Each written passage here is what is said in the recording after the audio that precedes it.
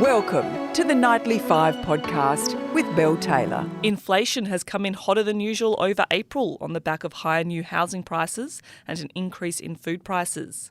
This might be bad news at the supermarket checkout, but economists are saying it may mean the Reserve Bank of Australia will need to keep interest rates on hold for longer. Over the year to April, inflation on a monthly basis was 3.6%, up from 3.5% in March, and higher than consensus economic forecasts for 3.4%. When price volatile items such as petrol and food are excluded, inflation held steady at 4.1%. Joining me now is senior business reporter Adrian Lowe. Adrian, what does it all mean?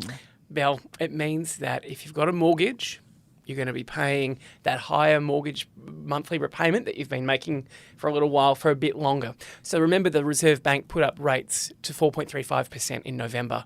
They haven't moved on rates this year. A lot of people were expecting rate cuts might come by September, October, because inflation was starting to slow in the first 3 months of the year. We're not getting that now. What we're seeing is inflation is proving really persistent. It's like that X that just won't let you go.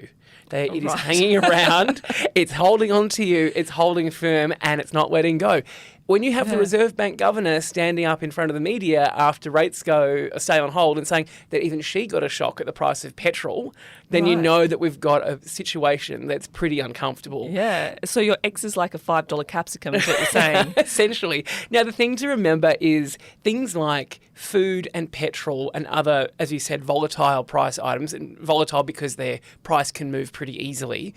When that's excluded, underlying inflation, which is what the RBA looks at, is still at 4.1%. Now, it's holding pretty steady at 4%. Now, that sounds kind of low compared to what we were talking about a couple of years back when it was nearly 8%.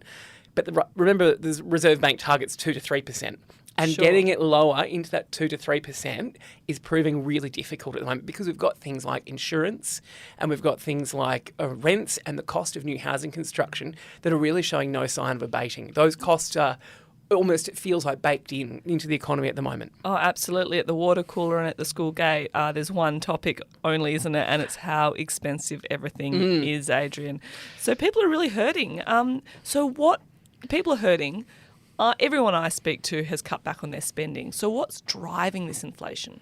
It really is those things like insurance and the housing construction, rents. And the problem is there's really little any one individual person can do about that at the moment. And I think that's what the Reserve Bank is now really cognizant of. This has gone beyond things that consumers can do. I think at the start of this inflation going up, people were concerned that people wouldn't pull back spending because we'd had the COVID good times, and I hate using that expression, but financially for the economy, things were relatively good on an economic level. You know, people had jobs, people had stimulus money. We weren't travelling, so we were spending on online shopping or our online, booze, things like that. And we weren't pulling back as quickly as I think people would have liked. Now we're in a situation where everyone has gotten concerned. Rents have really spiked. Mortgages have spiked.